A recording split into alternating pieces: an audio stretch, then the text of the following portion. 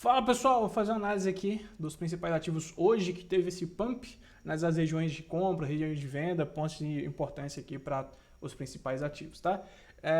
Eu ia gravar um vídeo ontem sobre as regiões e tal e acabei ficando ocupado, só consegui mandar lá na comunidade. E foi um vídeo rápido explicando que poderia ter uma possibilidade de entrada, tá vendo aqui? Ó? Videozinho de 9 minutos explicando o Bitcoin, avisando aqui que a gente poderia ter justamente a movimentação aqui nessas principais regiões de hoje, e se acontecesse um pump logo acima aqui do mercado, a gente poderia, né, fazer um movimento reto e direto até aquela região lá de cima. E foi o que aconteceu, né? Logo uma hora depois já fez o rompimento, já dando um tradezinho, e hoje a gente conseguiu bater lá o alvo cravado, né? O que é que a gente tem agora para o mercado a partir de agora? Com o Bitcoin começou a chegar nas suas regiões de oferta, nas regiões principais de oferta, né?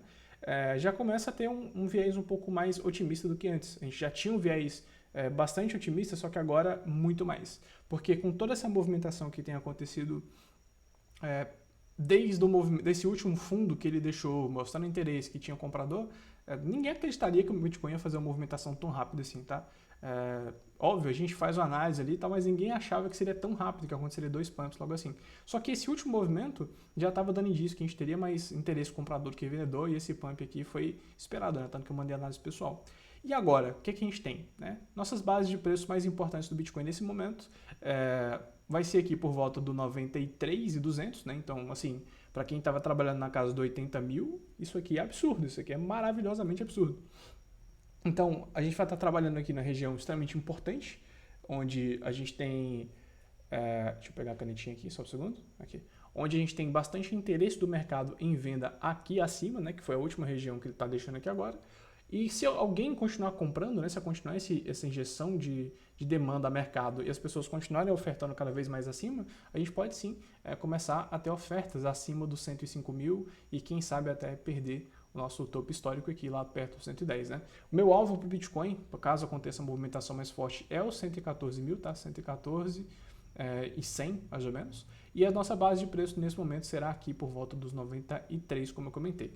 Né? Bruno, mas e se perder essa região? Né? A nossa região de base agora se torna o 85 e o 87, vai ser as nossas duas principais regiões. Né? Então, assim, região que eu não quero que ele perca, eu não quero ver um movimento aqui abaixo para que realmente possa ser um movimento de alta, saudável e tranquilo, é ele não perder aqui o 93, tá? Que vai ser no meu ponto de compra. Sendo bem sincero, dependendo como o mercado, caso o mercado volte aqui e começar a me dar algum indício, é aqui que eu vou começar a fazer uma operação, né? Talvez fazer um position aqui, começar a montar uma posição devagar, aos poucos aqui nessas regiões e espalhar dentro desse preço aqui, porque agora o mercado tem um viés mais otimista, né? Diferente de quando ele estava perdendo a região e cada vez mais perdendo fundo sem dar nenhum indício de comprador nessas faixas de preço. Bruno, você acha que está caro agora? Depende, né? Se o seu foco é comprar para manter em carteira, todo o preço é bom. Mas se o seu foco é fazer um trade, fazer um swing trade, principalmente a partir desse preço aqui, já se torna um pouquinho mais complicado, porque a próxima região está muito distante. Né? Então ele pode voltar para fazer uma correção e aí fica caro para você abrir uma operação de long logo aqui na cara do preço. Né? Então o Bitcoin, por enquanto, eu não faria mais nada a partir de agora. Tem algumas compras aqui abaixo também, tem algumas posições que eu abri, e eu vou esperar para ver se ele faz uma correção próxima a essas duas áreas de preço aqui, principalmente 93, para começar a pensar em continuar comprando, tá? Alvos, como eu disse, que eu acho que pode acontecer, é um alvo tranquilo, tá? Com movimentação mais lenta e quem sabe buscar o 114. Então, antes do 114, eu nem pensaria em short. Mesmo para um scalpzinho, alguma coisa, eu não estou tão confiante agora em operar shortado, porque com pouco volume, né, não há essas coisas, a gente já conseguiu manter o preço acima dos 93, que é a nossa região principal daqui. Com isso, nós tivemos aqui agora também um pump gigantesco em Solana, né, mostrando aqui essa última região. Eu também comentei isso no último vídeo ali que eu tinha postado, que é aquela região importante que estaria exatamente buscando essa região dos 170, né? E agora está quase buscando já de cara. Qual o único medo que eu tenho aqui em relação a isso? É porque o mercado veio com um movimento de interesse, mas não foi como antes, não foi tanto quanto antes. Né? Então, assim, isso aqui poderia fazer um movimento de pump aqui até o 170, uma correçãozinha de leve e a partir daqui ele, quem sabe, engatar até o 187, 192, tá? Entre essa faixa de preço. Então, essa faixa aqui do 143 vai ser uma base de preço forte, um preço interessante para compra, e daria sim para vocês passar as suas compras aqui do 143 até o 125, por aí, nessa região aqui do 125, dando algum tipo de interesse geral para o mercado, né? Aumentar suas posições nessa faixa de preço.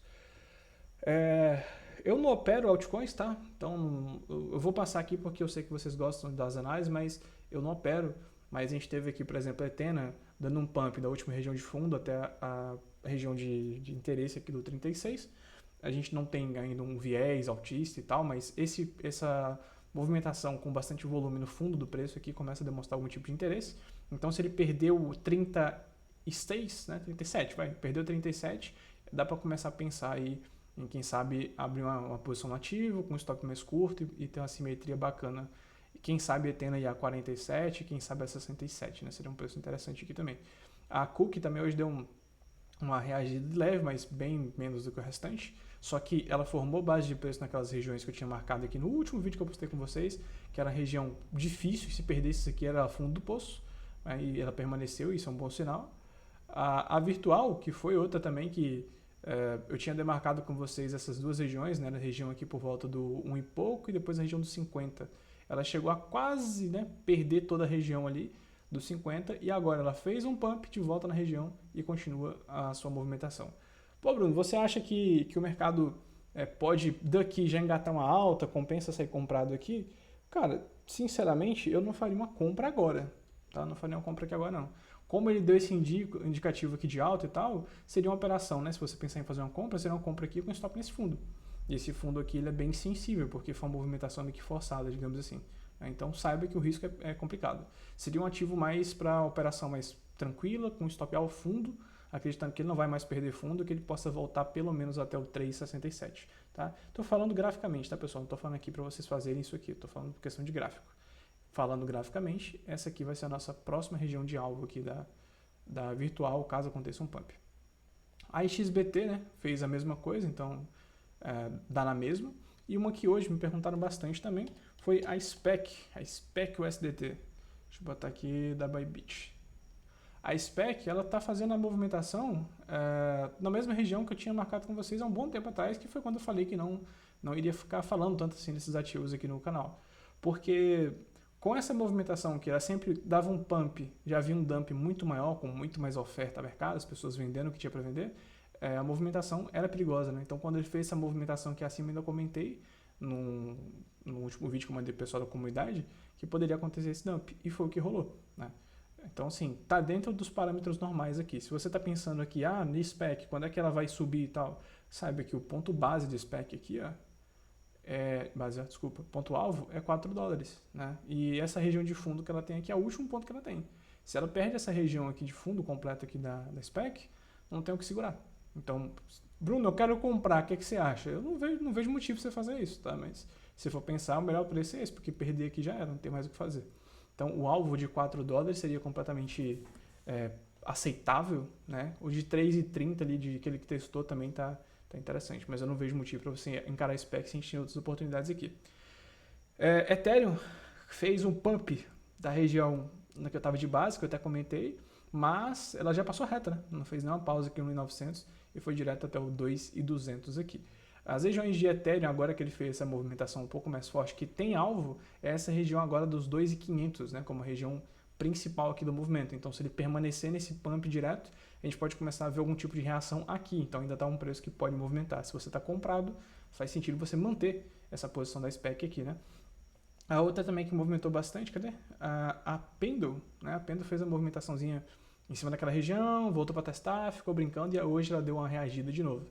A Pendle eu ainda acho que para a gente ter alguma coisa nela que algum tipo de reação do preço seria por volta ali dos 4,33, né? 4,30, vamos colocar assim. 4,30 com essa faixa de preço aqui sendo o alvo principal.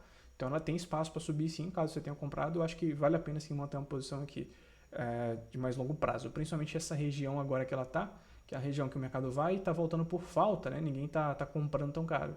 Então se alguém começar a comprar um pouco mais caro aqui acima, a gente pode ter um pump da Pendle até os 4,20, 4,40, 4,30, né? Meio preço médio aí. Outro ativo também que o pessoal pergunta bastante é a linha, cadê a XRP, né? XRP. Porque a XRP acaba tendo uma movimentação um pouco mais volátil e a XRP está no mesmo caso das outras, né? Permaneceu aqui na mesma faixa, então não tem muito o que fazer.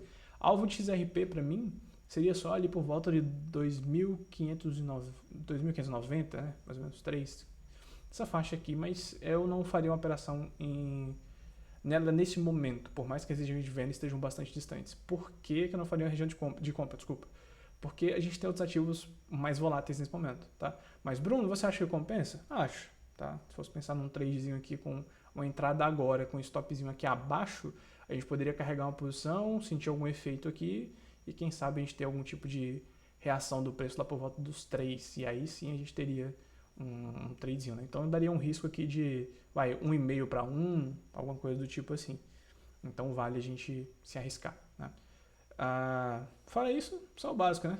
Para quem tem posições lá em JLP, também foi bonita, né? Testou as regiões de compra, já voltou a valer um preço extremamente importante. Então quem teve paciência para segurar agora está bastante positivo.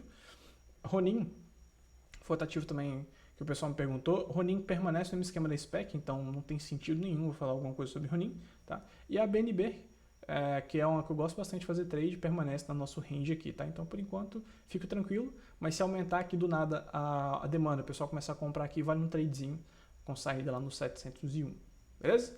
Então, por enquanto é isso. Vamos ficar de olho aqui no... Você que faz trade, né? Ficar de olho aqui no BTC, porque o BTC está começando a dar uns indícios aqui de uma possível correçãozinha rápida, para depois a gente ter uma compra bacana. Toda a liquidez desse momento está sendo trabalhada aqui abaixo, né? E o nosso start de compra principal foi aqui, né? A gente saiu de 1.000 negociados para 8.000 negociados em duas sequências gigantes aqui.